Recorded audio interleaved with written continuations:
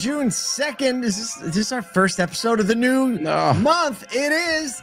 This is the Automotive State of the Union. I'm Paul J. Daly. This is Kyle Mounts here. We're talking about sluggish Q1 buy sells, Waymo, and Boomerang hires on the rise. Coming on back, baby. Our industry knows a thing or two about Boomerang hires. Couple things. I feel like you don't lead in the pack there. Okay, this because I don't want to comment on this. I know, but it's all we want to do. During that part is, so I live in Nashville, and in Nashville, it's we have the Nissan headquarters here.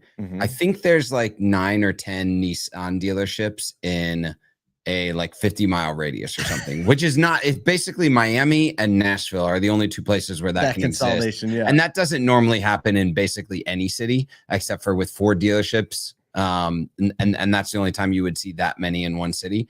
But there was a time, and I don't know if it still happens, when basically it was like this, like, okay, and everybody move, and everybody move, and everybody move, and it just like, and you just went to the different store with your whole crew. It was coordinated line dance in Nashville. Yeah, that's all. Right, it was. Shift partners. It was just line dancing. That's all we were doing. Oh man, we had an amazing weekend. And, had a lot of things going on. I celebrated my 23rd anniversary, which was amazing. With the star of the show, my wife, Sarah Daly. If you've met her, you know that she's definitely the star of my world. So it was a big deal. We had a mental break, and that's awesome. And the sun came out in Syracuse. You know what's crazy about last week on the podcast? Michael Cirillo was on the podcast more than you or I. It was great. It's great. Got to break him in. And we talked about Canada on Friday, which was even more impressive. So, I mean, he loves talking about Canada. We doubled down. Not in the same way he used to. Yeah, definitely not in the same way he used to. Just want to let you know that the side stage sessions from ASOTUCon are being released. All the main stage sessions are out. If you go to asotube.com, ASOTU.be, you can see all the sessions that have been released, and there have been some amazing ones. If you don't get our daily email, we've been releasing some in the email too, like highlighting some sections of some. So if you don't get that, you should go to asotu.com and get that email because it'll keep you plugged in every day. All right, let's talk about some news. The Q1 2025 Haig Partners Report says, despite solid performance metrics, dealership buy sells have dropped to the lowest first quarter level in a decade, reflecting some uncertainty in a year shaped by economic and political headwinds. Only 68 rooftops were sold as public groups largely sat it out, a sharp contrast to recent high activity periods. Public dealers averaged $1 million in quarter one pre-tax profits, with trailing 12 months at 3.9 million, which are nearly double pre-pandemic levels. Blue Sky values holding steady, $20.7 million, down from 1% from Q4. So even though it's slower activity, Blue Sky values are holding. They're still nearly double pre-2020 benchmarks. That's unbelievable. Not too shabby. If you bought a dealership pre-2020, it doubled your Blue Sky value. Tariff concerns, election year volatility, and OEM pricing strategies have many sellers in a wait-and-see mode. Here's a quote from the report. These are often short-term fluctuations in what is ultimately a long-term business. Yeah, I mean, this was kind of surprising to me. I was expecting, especially because of a couple conversations, that Q1 might have been a little bit ahead. But I understand, like, that first 100 days, was quite a rip, and everybody was kind of in a wait and see mode. It's like everyone was, what do they say, hovering over the break? Yeah, exactly. And I still think, there's a lot of consolidation and buy sell activity probably out there in the market. I personally knew of like 4 or 5 dealers that were looking at stores. So maybe we'll see that rebound in Q2. Obviously, we're almost midway through it, but the fact that the Blue Sky values and the cost of these dealerships is so high, it increases the barrier of entry definitely from the buy side. So that could be, an impact factor to just people having the resources and funds to go get these stores. Speaking of having the resources and funds, segue time. What started as a quiet experiment has now exploded into a transportation revolution. Waymo's self-driving service is scaling at a staggering pace in this Wall Street Journal article, talking about reshaping rider habits and leaving competitors scrambling to catch up. The ride-hailing company passed 10 million cumulative rides, with 20 million projected by year's end. So they're doubling their rides to this point. Weekly rides jumped from 10,000 in 2023 to over 250,000 by mid 2025. That's weekly rides. Goodness. March alone saw a 27% spike in San Francisco usage, which is a major behavioral shift. Expansion is continuing in Phoenix, LA, San Francisco, and Austin. Plus, Waymo is mapping 10 new cities, including Tokyo. Wow. Tesla is set to launch its own robotaxi service using camera-only AI-first approach, far cheaper but less tested than Waymo's sensor-heavy vehicles. Co-CEO Takeda Mawakana says this isn't science fiction. It's not the future. It's happening right now. I'm just going to continue to co-sign the Waymo thing because I will continue to go back to the fact that when I was in Austin or I think that's when Phoenix, the growth curve really started. Once you posted about Once I posted about it, it just like straight up and to the right. But honestly, it's confidence inducing. You start to see these cities that go, draft wide adoption. San Francisco, 27% increase.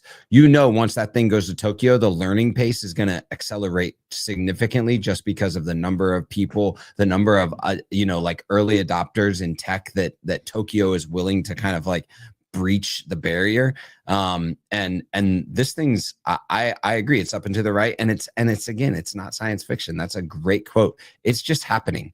And if you haven't experienced it, you should. And I can't wait till the thing comes to Nashville. I'm ready for it. I cannot wait. And what we were talking with Steve Greenfield earlier last week, we were talking about this a little bit, and he was just talking about how in Atlanta, like they're coming in real strong, and he can't wait either. It's a great space. All these cities, especially with like real grid situations and systems where you kind of know the regular rhythms, and especially like one-way streets. Shoot, that's just put a bunch of cars on the one-way streets and you're done. You know, moving. It was at a SodaCon. I can't remember who it was, but they were telling me like one of the things that they loved about having Waymos on the road is that you always cut them off. Right, like you never feel bad about cutting off. You never feel bad about cutting off a Waymo, right? Because there's no driver. There is a rider in the car, but he's like, you don't think of it that way. You're like, if it's a Waymo, you're like, I think get out of my way, robot. Waymo should come with a like, don't feel bad about cutting off a Waymo ad. I think that would be genius. That's really funny, except it would slow down their rides. I know. I want to have a segue into this quality segue, but it's just not there. We were getting close. All right. Speaking of quality segues, segue. But really, I was ready. That was like a segue of a segue.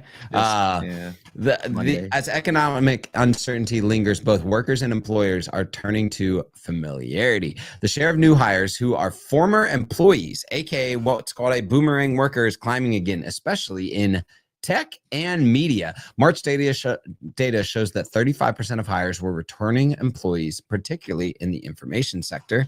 Employers value boomerangs for cultural fit, performance history, and quick onboarding. Job seekers are facing longer searches and more layoffs, making old employers more appealing. Experts say your exit matters. Managers increasingly view resignations as a potential pause, not a goodbye. So it's important if you are leaving a company to leave gracefully. ADP chief economist Neela Richardson said, you want to get the best bang for your buck, and often it's a returning employee. I think it's age-old conventional wisdom, right? You don't want to burn bridges. Yep. I think a lot of people, as they made the jump, right, when the getting was good, or everyone thought the getting was good, the grass was green. The grass. The grass was greener on the other side. A lot of people made the jump, and probably quickly realized that the pay wasn't worth it, the quick decision wasn't worth it. And even in the last 18 months, the hiring landscape and the tech landscape has changed so dramatically because of AI. Other factors too, but I think AI is probably affecting hiring patterns and trends more than everybody else. That it makes sense. You start to realize you had it pretty good. There's familiarity. So before you're going to change jobs and go to another one when the market's tight anyway, going back and seeing that this job market is going to be more stable at the place you knew, with the leadership you knew, with the product you knew, it makes a lot of sense that people are going back to what's familiar. I think it's just human nature. It is human nature. I mean, I remember some of the hires that I've, especially back at the store, some of the people that come back become your most loyal, best, hardest workers because they recognize what was good about what they had. And they take all of that learning from inside and outside of your organization, pull it together and all of a sudden can become some of your best employees if you have those Context. people. Yeah. Yeah. exactly. It gives them context. So, I mean, we were talking about this in the beginning of the show. This industry, very much known for Boomerang employees because there's always kind of a salacious offer for a quality person from another store or another group. And I think often you find that the money might not be worth it when you had the culture, because it's a big difference when you're out there grinding, to sell cars or write ROs in a culture that may not support you, may not resource you, may not hold, customer experience as high as you do. It's not worth it. You come back, go home stressed. But, the opportunity typically lies in the people that do prioritize those things. And so it's good to see people coming back home and realizing it. I'll take a Boomerang hire any day. Somebody that's like, you know what? It was really great here. That's right. That's right. I think that's going to do it for today. You got a full week ahead of you. The weather's nice, I think, in most of the country this week. So enjoy some nice weather, sell some cars, service some people, take care of one another, and we will see you here first thing tomorrow morning.